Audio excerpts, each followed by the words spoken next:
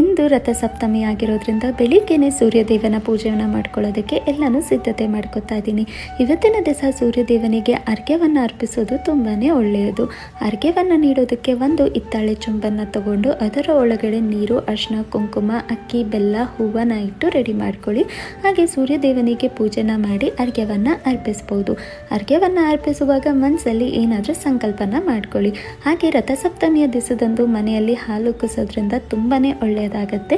So ಪೂಜೆನ ಮಾಡುವಾಗ ಹಾಲನ್ನು ಉಕ್ಕಿಸಿ ಪೂಜೆನ ಮಾಡಿ. ಹಾಗೆ ಇವತ್ತಿನ ದಿವಸ ಎಕ್ಕದ ಎಲೆಯ ಮೇಲೆ ಗೋಧಿ ದೀಪನ ಹಚ್ಚೋದು ಕೂಡ ತುಂಬಾನೇ ಒಳ್ಳೆಯದು. ಹಾಗೆ ಈ ದೀಪನ ಹಚ್ಚೋದಕ್ಕೆ ಎಳ್ಳೆಣ್ಣೆನ ಯೂಸ್ ಮಾಡಬೇಕಾಗತ್ತೆ. ಹಾಗೆ ಈ ದೀಪನ ಮನೆಯ ಹೊರಗಡೆ ಹಚ್ಚಿ ಸೂರ್ಯದೇವನಿಗೆ ಪೂಜೆನ ಮಾಡಿ ಸೂರ್ಯದೇವನ ಬೆಳಕು ಎಲ್ಲಿ ಬೀಳುತ್ತೋ ಆ ಜಾಗದಲ್ಲಿ ಇದನ್ನ ಇಡಬೇಕಾಗತ್ತೆ. ಸೊ ಇನ್ನೂ ಏನಾದರೂ ಈ ದೀಪದ ಬಗ್ಗೆ ಇನ್ಫಾರ್ಮೇಶನ್ ಬೇಕಂದ್ರೆ ನನ್ನ ಯೂಟ್ಯೂಬ್ ಚಾನಲಲ್ಲಿ ಕಂಪ್ಲೀಟ್ ವಿಡಿಯೋನ ಅಪ್ಲೋಡ್ ಮಾಡಿರ್ತೀನಿ, ಹೋಗಿ ಚೆಕ್ ಮಾಡಿ. ಹಾಗೆ ಯಾರಿಗೆಲ್ಲ ಸ್ಯಾರಿ ಡೀಟೇಲ್ಸ್ ಬೇಕು ಲಿಂಕ್ ಅಂತ ಕಮೆಂಟ್ ಮಾಡಿ.